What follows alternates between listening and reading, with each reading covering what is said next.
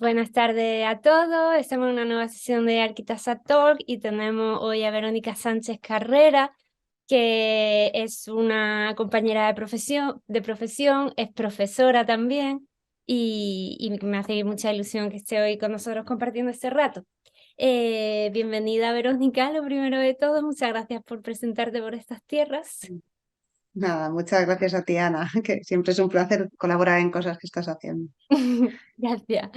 Pues bueno, para quien no haya conocido a Verónica, aunque seguramente conoce algunos de sus proyectos, como por ejemplo Nundo, de quien es cofundadora, pues Verónica es arquitecta, es doctora arquitecta también, con un doctorado de análisis crítico y estudio comparativo de instalaciones de infraestructura en África en la crisis del ébola.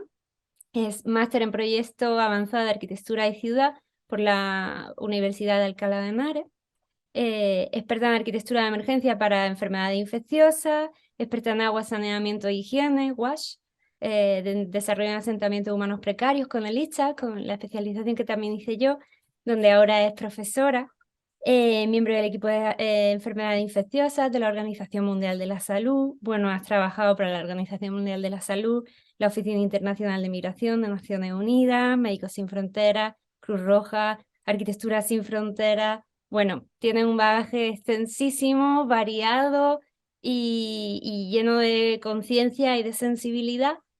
Y bueno, para la gente que no esté familiarizada con la arquitectura para emergencias, acción humanitaria, desarrollo, ¿por qué no nos cuentas un poquito en qué consiste tu trabajo en términos generales y en qué estás más enfocada ahora mismo?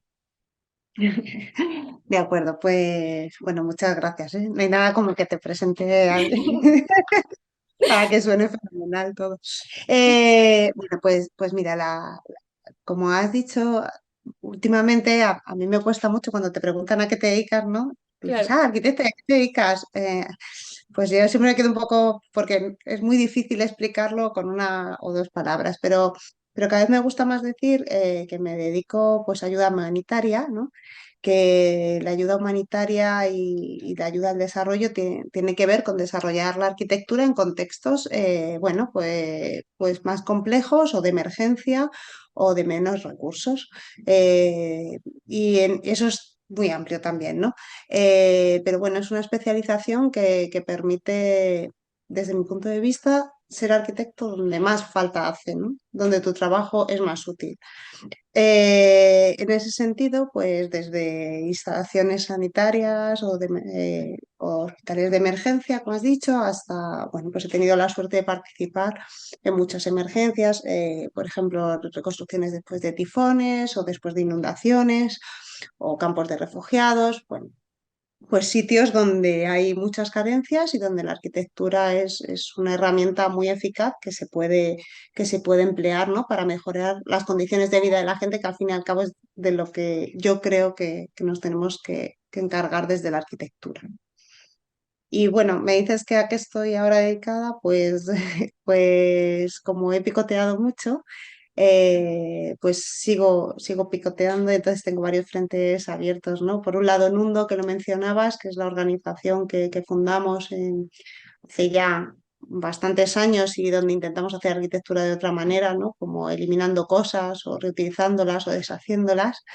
Y bueno, con un think tank y un bagaje que nos ha permitido a día de hoy, por ejemplo, estar desarrollando planes urbanos, por ejemplo, en Málaga o en Manilva o pasar ya a una intervención urbana real, ¿no? Como oficina técnica. Y por otro lado, sigo colaborando con la Organización Mundial de la Salud en el desarrollo de guías para el diseño de centros de ébola y de cólera, ¿no? En este momento. Y luego, pues siempre alguna cosilla más, ¿no? Alguna cosa por ahí, aparte de las clases. En docencia, has dado clases en la Universidad Internacional de Cataluña, en Shelter y Campos de Refugiados. Has dado clases en el Instituto de Estudio del Conflicto y Acción Humanitaria, el IECA, en el ICHA, como ya hemos nombrado, y en la Universidad de Alcalá de Henares.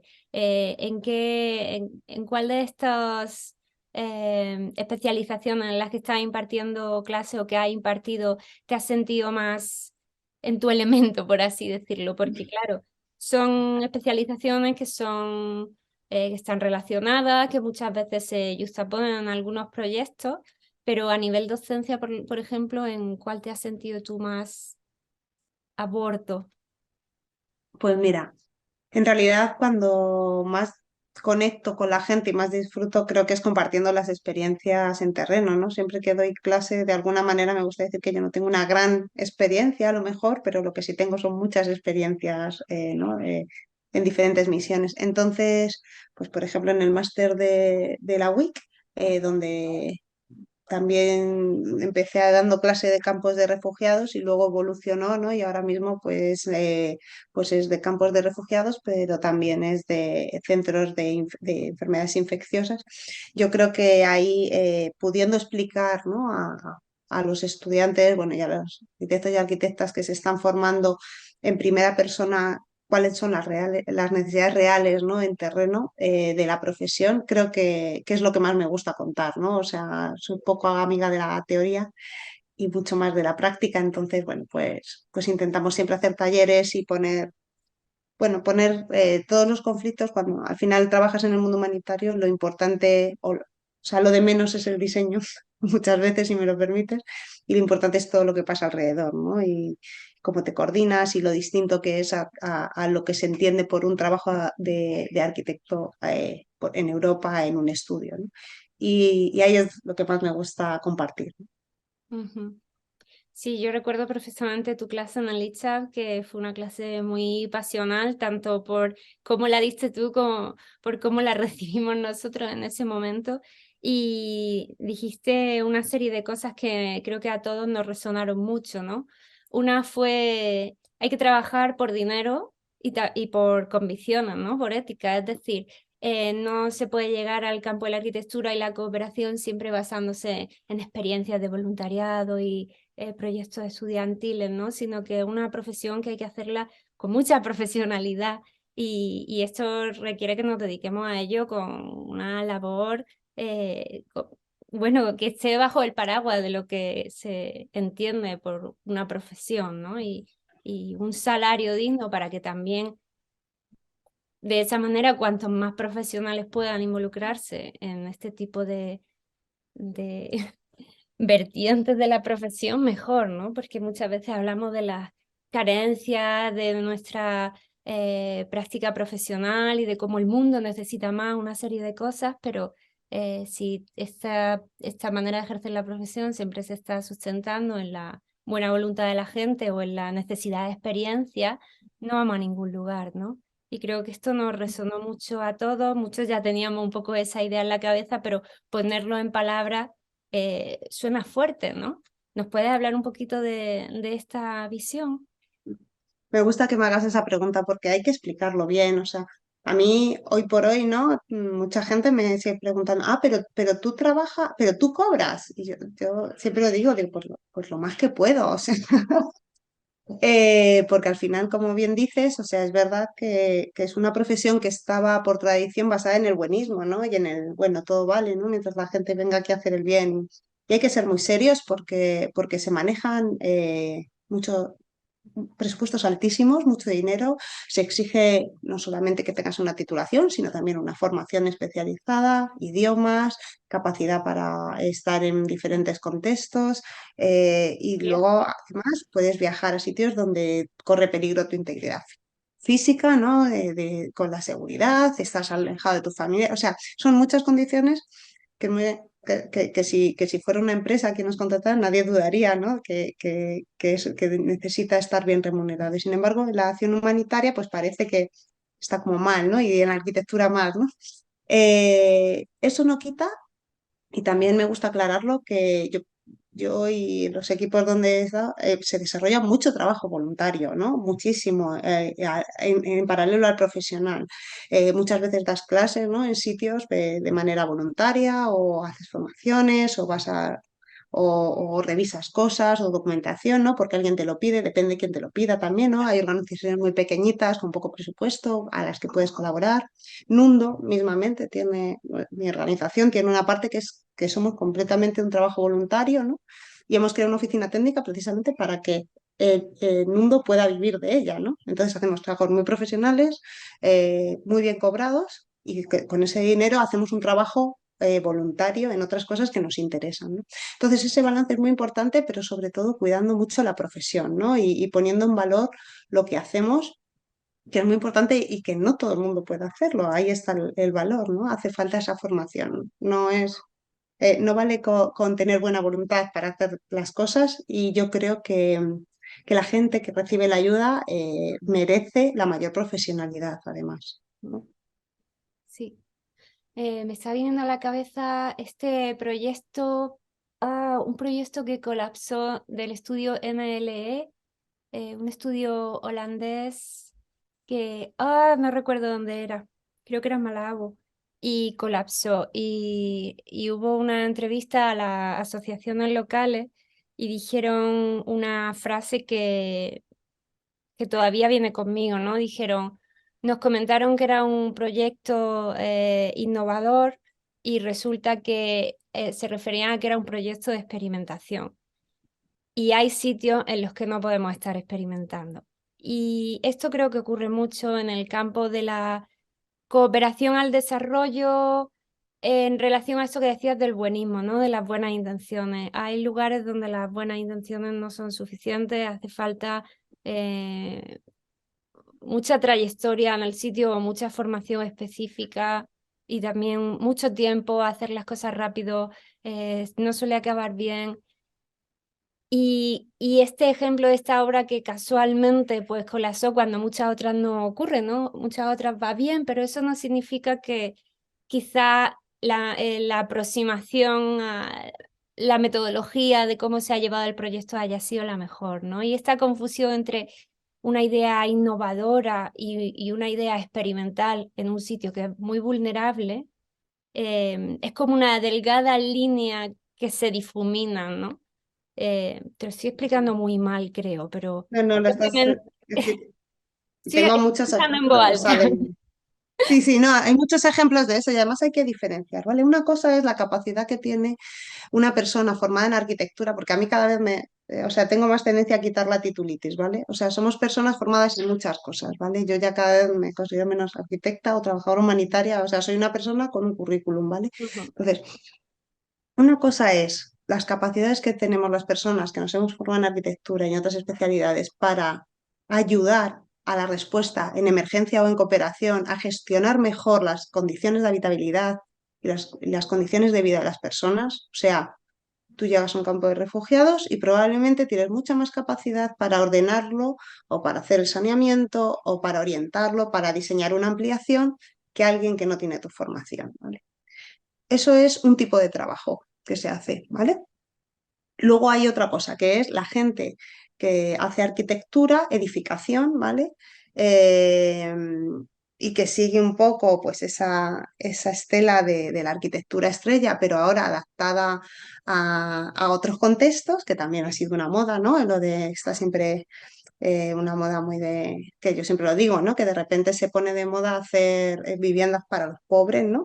Y queremos salir en las revistas con super diseños y entonces ahí es donde todo hace aguas, ¿no? Porque al final en las escuelas se enseña a hacer Fórmula 1, que a mí es una metáfora que me gusta emplear, y hay que hacerla, ¿vale? Hay que hacer moda de pasarela y a mí me encanta, o sea, creo que en proyectos hay que hacer eso, pero luego cuando llegas a la vida real lo que no puede ser es que intentes meter ese alto diseño en la primera oportunidad que tienes, con además un presupuesto de una ONG que muchas veces cuando construyen no tienen trayectoria en construir y se meten en un berenjenal muy grande para ellos, para su presupuesto.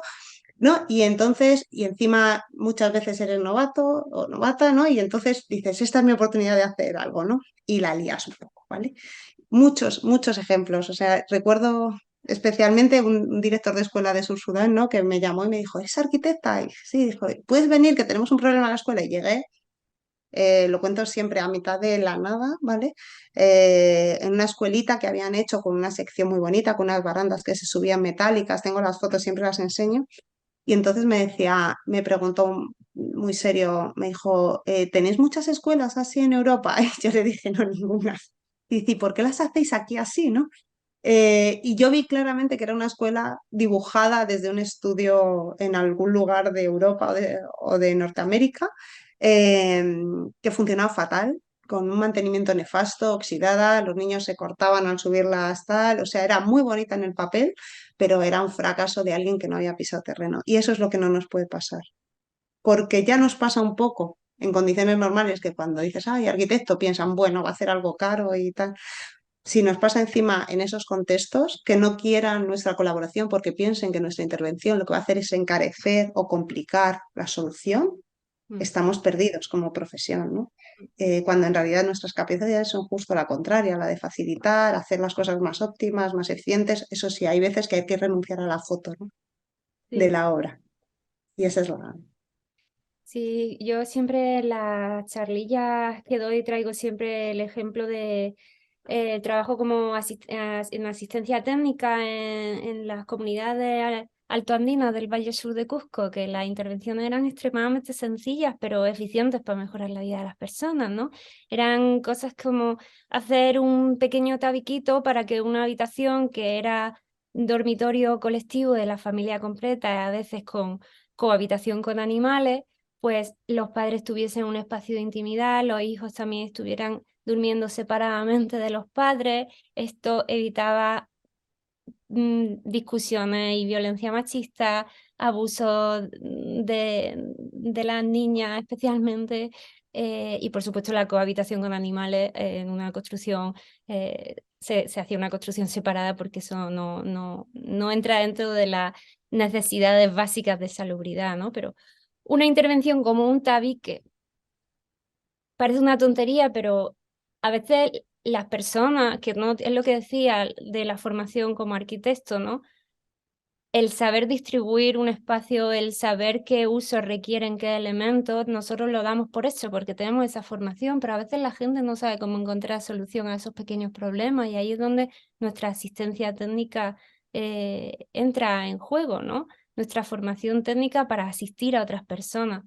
Y las fotos de la obra, pues imagínate, un tabiquito de adobe sin más, pero un espacio de intimidad para los padres, un espacio de seguridad para los hijos y un entorno mucho más saludable, ¿no? Cosas como asegurarnos de que haya una mínima ventilación, una mínima iluminación, las cocinas mejoradas, porque tradicionalmente en muchos sitios se cocina con fuego dentro de la casa, pues mejorarla para que disminuir las enfermedades pulmonares.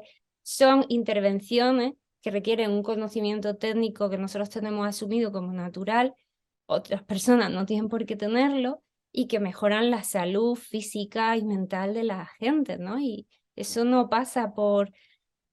Arquitectura para la cooperación no es Francis Queré y eso extendido a todos los arquitectos del mundo, ¿no? No se trata de eso. Y, Totalmente. y bueno, me ha recordado con el ejemplo que has puesto y al decir que probablemente no merecerá la foto, ¿no? Y yo que trabajo mucho en comunicación siempre pienso, ojalá echáramos la foto y explicáramos que esto también ayuda a las personas, ¿no? Para no crear esa imagen de lo que es la arquitectura para la cooperación y crear y mostrar una cara más sencilla y más diversa, ¿no? De lo que son las intervenciones en terreno. Sí, es que no, claro, lo que pasa es que es cierto que nuestra disciplina pues se basa mucho en la imagen, ¿no? Siempre ha sido así, entonces ahora, bueno, pues encontrar esa manera de contar gráfica o visualmente lo que se hace en cooperación no es fácil, no es fácil, o sea, a nosotros nos ha pasado mucho, en Mundo nos pasa constantemente, ¿no? Que nos piden la imagen y decimos, hombre, pues si te lees el proyecto ves que lo que hemos hecho es no construir nada, entonces, bueno. Pero bueno, hay que buscar la manera, quizá con el relato, quizá con las fotos de la gente, ¿no? Que al final es lo que yo creo que más distingue a nivel visual nuestra arquitectura de la arquitectura, a lo mejor más, otro tipo de arquitectura, ¿no? Más conocida, más elitista, más, que es la gente que vive dentro, ¿no? Que pasa a ser la protagonista de las imágenes. Mm. Bueno, y también un poco no es de extrañar o no deberíamos sorprendernos de que exista esta visión o esta gran mayoría de otras arquitecturas, ¿no? Si tenemos en cuenta que en la carrera de arquitectura no se estudia nada de esto de lo que estamos hablando, ¿no? No aparece la cooperación, no aparece agua y saneamiento e higiene entendido como unas necesidades básicas, ¿no? Se entiende como instalaciones que hay que incorporar y son así las instalaciones, pero no como un hecho humano, social, cultural incluso. porque, por Mm. ejemplo, la especialización de WAS, que es Agua, Saneamiento e Higiene, con la sigla en inglés, una de las grandes cuestiones en las que incide es en el aspecto cultural del saneamiento y de la higiene, ¿no? En cómo los hábitos de higiene cambian de un lugar a otro, y una intervención que no tenga en cuenta esos hábitos de higiene puede ser una intervención que fracase, aunque técnicamente sea maravillosa y estupenda, ¿no? Entonces son muchos los matices y muchas las cuestiones que hay que tener en cuenta, que en nuestra arquitectura, tal y como la estudiamos, ni existe, ¿no? Entonces, bueno, tú Ya. que tienes esta formación tan rica, ¿cuál crees tú que es la gran carencia de la carrera de arquitectura? Aparte de que no se incluyan muchos otros temas que los tenemos que aprender ya como especializaciones, como extras. Pues fíjate, yo la carrera de arquitectura siempre me gusta decir que la disfruté mucho y me valió mucho. O sea que no reniego ni de la carrera ni de las asignaturas, pero sí creo que es fundamental que en cierto momento te cuenten al menos que hay otros caminos y que existan, ¿no? O sea, que exista el ICHAP, que haya existido todos esos años. Yo creo que has posicionado a los arquitectos y arquitectas españoles en el panorama internacional como referencia al final de ayuda, en ayuda humanitaria, ¿no?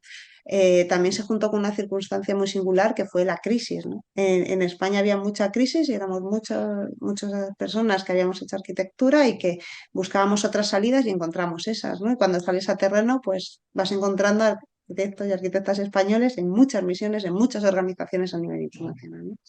Yo creo que la carrera debería por lo menos dar esa visión, ¿no? Se empieza a llamar arquitectura social, arquitectura, pero al final es otra definición de la arquitectura, ¿no? Muy necesaria y que cada vez yo creo que la está demandando los estudiantes y se empieza a notar, ¿no? Es verdad que son asignaturas de libre elección, asignaturas los fines de carrera, ¿no? Cada vez tienen más esta temática.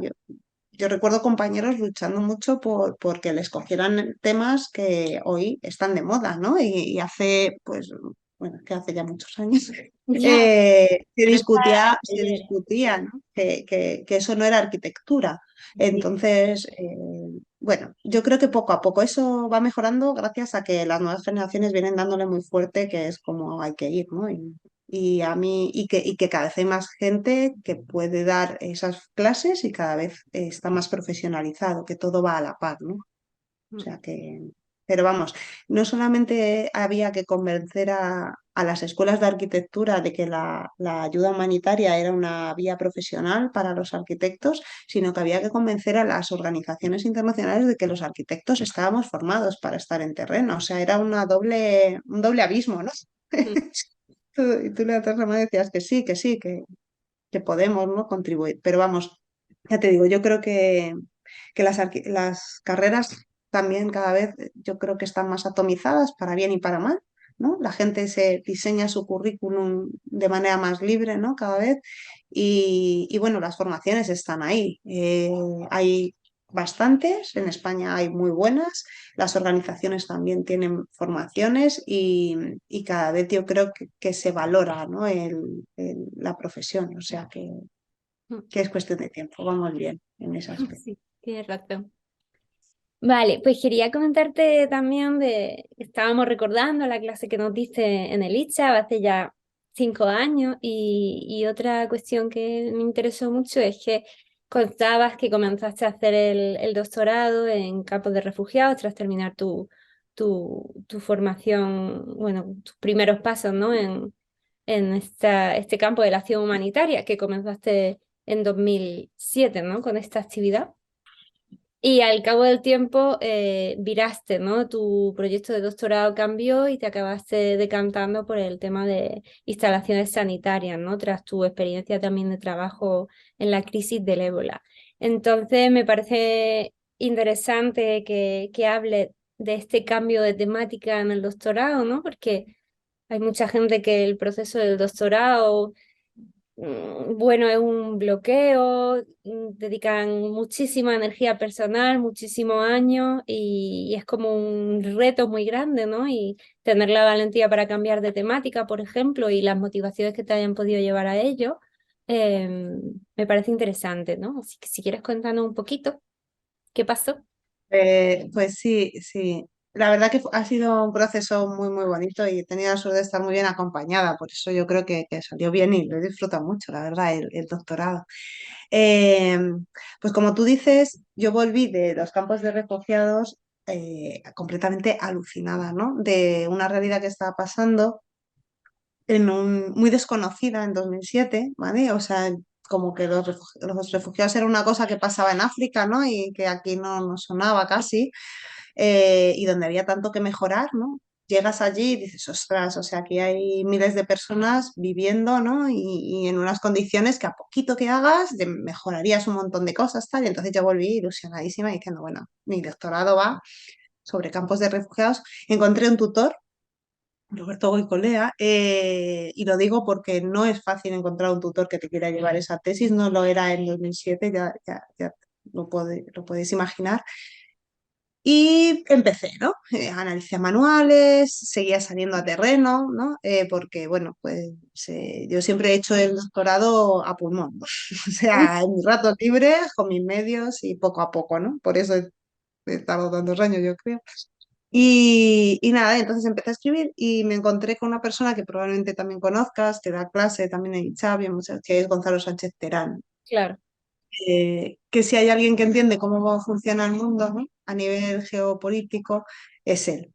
Y entonces de las primeras conversaciones que tuve cuando le conocí, que fueron unos cursos de refugiados, me dijo, pero Verónica, ¿pero por qué los arquitectos estáis obsesionados con mejorar los campos de refugiados? Y yo, claro, yo decía, hombre, pues porque es nuestro trabajo, ¿no?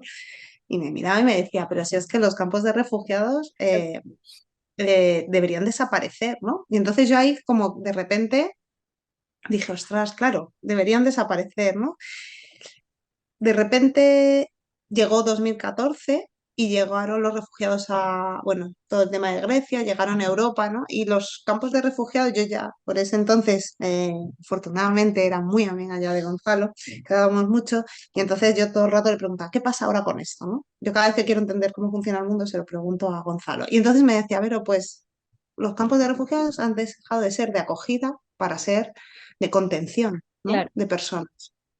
Y entonces yo lo vi cristalino, dije, pues yo no quiero contribuir a esto, o sea, esta no era la idea, ¿no? Yo no quiero mejorar un sitio, o sea, no quiero trabajar para el lado oscuro. Y bueno, me creó una crisis interna que, como siempre pasa en la vida, ¿no? Llegó el ébola, tuve la suerte de estar en el lugar adecuado, en el momento adecuado, y fui la arquitecta que construyó varios de los centros junto a todo el equipo de ébola de Cruz Roja Internacional y de Cruz Roja Española. Y entonces, pues cuando volví, mi tutor me decía, bueno, ¿qué tal va el doctorado? Y yo decía, pues vamos fatal, vamos fatal. Y entonces le conté todo lo de ébola y me dijo, pero, ¿por qué no lo haces de ébola? Y yo dije, pues sí, ¿por qué no? Y hice así, que a veces en la vida hay que saber hacerlo. Y nada, y me puse a hacerlo del ébola y me llevó otros tantos años. Y nada, y fue un cambio, bueno, como tampoco. Mi doctorado no tenía un objetivo académico ni profesional específico, que era más por gusto, ¿no? Pues fue un cambio muy ligero y muy agradable y nada, y luego lo que estudié y lo que analicé de los campos me ha servido mucho para trabajos que he realizado y lo que hice de Débora también me ha servido, con lo cual siempre, o sea, lo que sí, a la gente que hace el doctorado, mi recomendación siempre es que sean cosas útiles, ¿no? Y que te contribuyan para luego formarte y poder trabajar, ¿no? Para especializarte de verdad. Y entonces, bueno, pues esa es la historia. Y al final conseguí terminarlo, pues como todo en esta vida, yo no he hecho nada nunca sola, siempre ha sido gracias a los amigos y a los compañeros que tengo a mi alrededor y gracias al apoyo de mi tutor y de mucha gente, pues un día lo entregué y fin de la historia, ¿no? Y todavía no te sé decir para qué me ha servido. El título específicamente, ¿no? El proceso para mucho, el título pues como todo en esta vida, ¿no? Los papeles al final para poco.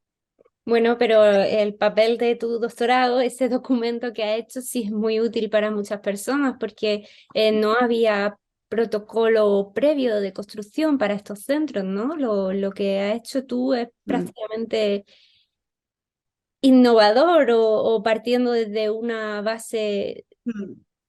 Sí, es que el Bueno, ébola fue muy singular.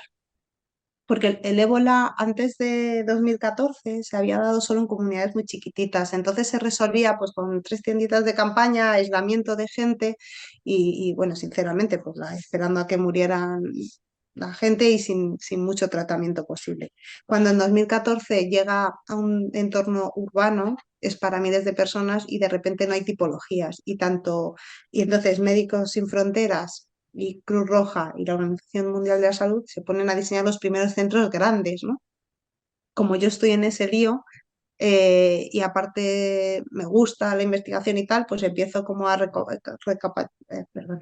recopilar información de todos los centros que se están construyendo y tal, ¿no? Y lo que sí hago es juntar toda esa información, luego tengo la suerte de que MSF me contrata para hacer una revisión técnica de todos los centros que ha construido y eso me permite viajar a todos los que se han hecho, ¿no? Por los diferentes países y analizarlos.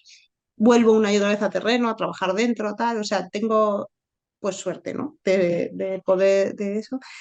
Y entonces llega un momento en el que hay que escribir la guía, ¿no?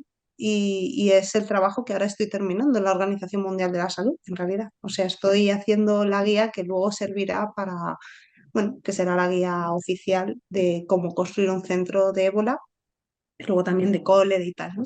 Que igual es un campo que se ha abierto pues muy interesante, que al final es definir cómo construir un mejor centro y para mí lo importante no es tanto el cómo construir, sino el ser consciente de que un buen diseño, que esa al final era la hipótesis de mi tesis y lo que yo quería demostrar tanto en los campos de refugiados como en los centros de ébola, cómo un buen diseño puede mejorar la seguridad, la dignidad, la eficiencia de las respuestas de emergencia, ¿no? O sea, cómo minimizas recursos de personal, cómo la gente trabaja más segura y más tranquila en un contexto tan complicado como el ébola, ¿no? Como que al final es, yo creo, lo que hay que demostrar, cómo la arquitectura mejora la vida de la gente, ¿no?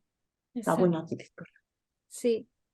Pues normalmente al final de las entrevistas preguntamos siempre la misma pregunta, ¿no? Adaptada a cada perfil profesional, ¿no? En tu opinión, ¿qué es lo que más valor aporta a la arquitectura, a la ciudad, al territorio? Pero creo que con lo que acabas de decir has respondido ya, ¿no? ¿Cuál es un poco el gran valor que nuestra formación y nuestra práctica profesional puede aportar al mundo? Y es utilizar nuestras habilidades y nuestro conocimiento para acompañar comunidades y para acompañar en el diseño y mejorar de manera sencilla y humilde la vida de las personas, ¿no? Porque las necesidades son Sí, muchas si me permite, y masivas. sí, Por supuesto, puntualiza. Es tu pregunta, de sí, hecho. sí. No, no, no, que sí, para mí, vamos, es claro, o sea, en emergencias es claro. em, o sea, entre un hospital de emergencia bien diseñado y uno mal diseñado hay un abismo de cara a la vivencia y a la respuesta y a la eficiencia de la actuación y de la misión. Pero bueno, también en las ciudades, ¿no? Al final hoy en día cada vez hay más emergencias, ¿no? Y un buen diseño a todas las escalas, no solo edificatorio, a nivel urbano, es el que puede hacer que nuestras ciudades respondan mejor. Entonces, bueno, para mí ya poca duda de que nuestra contribución no sea útil, vamos. Pues ya está, ya hemos terminado. Me hemos echado un ratito, aproximadamente 35 minutos. Y muchísimas gracias por el tiempo que nos has dedicado, que además, bueno, que acabas de tener un bebé y ser madre y ser profesional y encima prestarte a participar en actividades de este tipo, pues todo requiere un esfuerzo, así que te lo agradezco doblemente que te hayas pasado por aquí, que hayas aceptado la invitación de Arquitasa. Muchas gracias a ti, que como ya te he dicho, todo lo que he hecho es siempre gracias a que hay gente alrededor que facilita, que ayuda y que hace proyectos como el tuyo y que además tiene una flexibilidad enorme. Así que gracias.